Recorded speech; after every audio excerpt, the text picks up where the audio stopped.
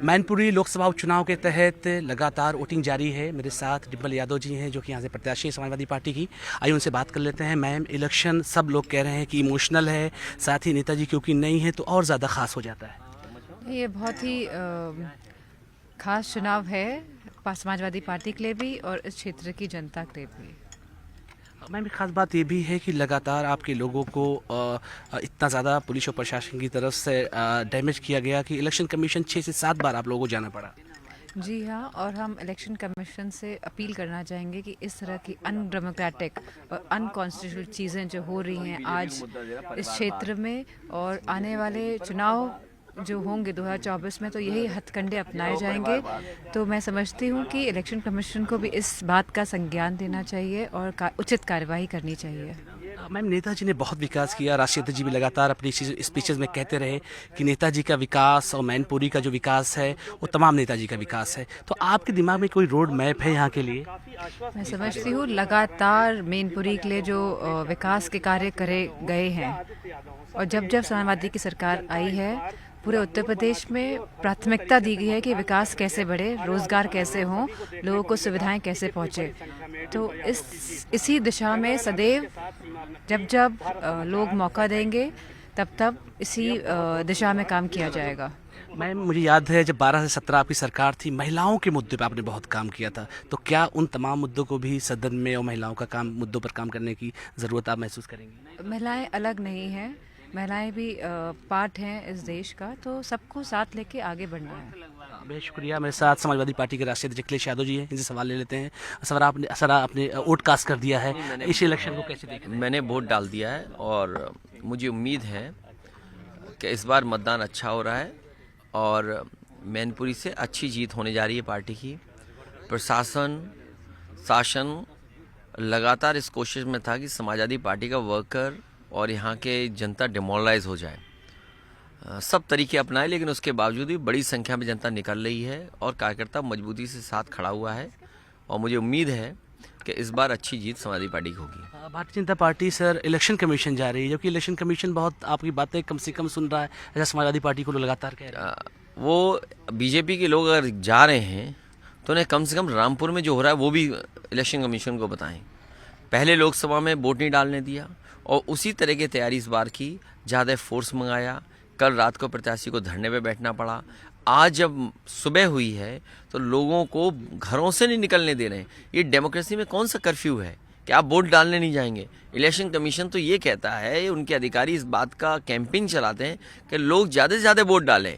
लेकिन ये तो पहली बार हो रहा है कि सरकार इस कोशिश में है कि कोई भी वोट डालने के लिए निकले नहीं। आखिरकार इलेक्शन कमीशन क्या करेगा इसके लिए? और ये जो ज्ञापन दे करके आए, ये स्मोक स्क्रीन है। ये केवल अपनी नाकामी छिपाने के लिए, अपने जो साजिश कर रहे हैं उसको छिपाने के लिए इलेक्शन कमीशन पहुंचे। मुझे उम्मीद है इलेक्शन कमीशन इन्हें रामपुर की तस्वीर, मैनपुर की तस्वीरें और खतौली की तस्वीरें दिखाएगा। सर, एक सवाल और।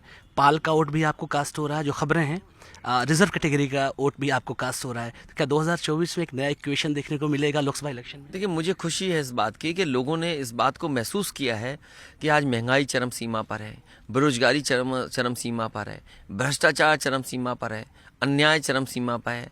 भारतीय जनता पार्टी की सरकार में जात के आधार पर फैसले होते हैं, जात के आधार पर लोग जगह जगह बैठे हुए हैं। ये दिख रहा है आज, और किसी वर्ग को कोई सरकारी योजनाओं से खास लाभ नहीं पहुंचा। इन्होंने चना दिया, नमक दिया, गेहूं दिया, अब सब छीन लिया। आपका रिफाइन छीन लिया, सिलेंडर लोग भरा नहीं सकते हैं, डीएपी की खाद की बोरी नहीं मिल रही है। तो आखिरकार सरकार बनी क्यों है? स्वास्थ्य सेवाएं देख लो तो बिस्तरों को पर कुत्ते लौट रहे हैं, दवाई नहीं है, इलाज के लिए इंतज़ाम नहीं है और ऑपरेशन नहीं हो सकता है। और जितनी भी मशीनें अस्पताल में आज हैं पिछले 10-15 साल में ऑब्सलीट हो गई हैं। सर, इथिक्स की बात कर लें तो लगातार बीजेपी इथिक्स की बातें करती है। और इलेक्शन क्योंकि आप राष्ट्रीय अध्यक्ष समाजवादी पार्टी के, तो एक सवाल बेहद ज़रूरी हो जाता है। खतौली भी आपकी नज़र में है, रामपुर आपकी नज़र में, मैनपुरी तो है ही है। तो इथिक्स वाली बात आपको उनकी कितनी उचित लगती है? भारतीय जनता पार्टी के लोग जो कहते हैं राम राज्य लाएंगे, पहले कम से कम राम राज्य का आचरण तो खुद में लाएं। आचरण जब उनमें खराब है, जो कुछ मर्यादा नहीं जिसके अंदर कुछ हो, तो वो क्या राज्य लाएंगे? जिनके अंदर खुद मर्यादा नहीं है, वोट लूट रहे हैं, डीएमएसपी को कह दे रहे हैं कि समाजवादी पार्टी के लोगों पर झूठे मुकदमे लगाओ। ये कौन सी मर्यादा है डेमोक्रेसी में? एक किस मर्यादा को लांग करके अन्याय कर रहे हैं? इसलिए जो लोग ये कहते हैं कि वो मर्यादित हैं। आज जो शिकायत करने गए हैं वो अपना झूठ छिपाने गए हैं, अपनी साजिश छिपाने गए हैं।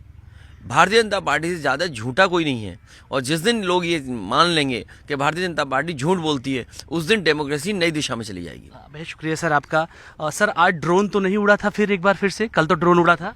लेकिन आज नहीं दिखा।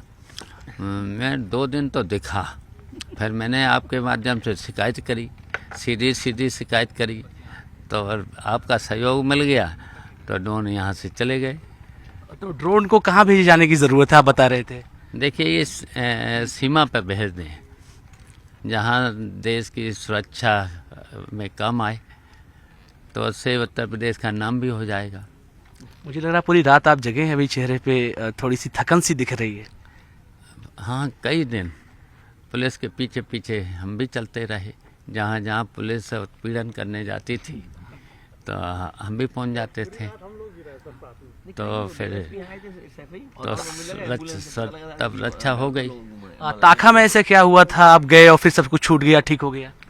देखिए वो हमारा ब्लॉक प्रमुख पति चीनी और हमारा प्रतिनिधि है, उसकी पत्नी ब्लॉक प्रमुख है, उसे गिरफ्तार किया और गिरफ्तार किया तो फिर हमें जाना पड़ा। जब जाना पड़ा तो फिर छोड़ना पड़ा उनको। बहुत शुक्रिया सर बातचीत करने के लिए। आप अखिलेश यादव जी को देख सकते हैं, साथ में आज है डिम्पल यादव जी भी चुनाव प्रचार पर पूरा ध्यान दे रही हैं, साथ में शिवपाल यादव जी भी यहाँ बैठे हुए हैं, आदित्य यादव जी भी बैठे हुए हैं। ये पूरी फैमिली पूरी हो गई, यहाँ पर लगातार कैंपेन के लिए जा रहे हैं। कैंपेनिंग सर ठीक चल रही है? आदित्य जी कैंपेनिंग ठीक चल रही है? जी बढ़िया। आदित्य यादव थे जिन्होंने बताया कैंपेनिंग भी ठीक चल रही है। तो पूरी फैमिली पूरा परिवार लगातार इलेक्शन की कैंपेन में लगा है। उनको पूरी उम्मीद है कि समाजवादी पार्टी मैनपुरी की सीट जीतेगी और नेताजी की जो पूरी विरासत है उसको लेकर बेहतर तरीके से चलेगी।